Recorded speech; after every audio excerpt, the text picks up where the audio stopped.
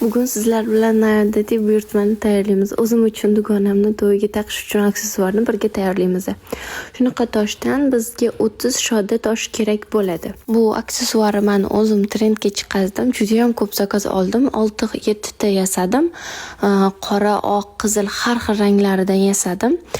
Shunaqa 3 razmerli simni olib, unga 3 ta tosh qirg'izib, qayirib chiqamiz.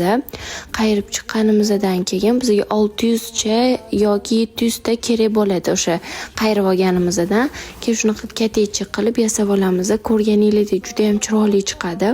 To'yxonada svet bilan juda ham yondi. Даже svetsiz ham juda ham chiroyli yonib turadigan aksessuar bo'ldi.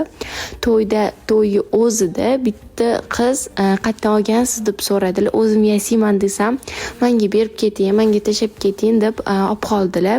Men juda ham xursand bo'ldim. Menga obuna bo'lishni unutmang.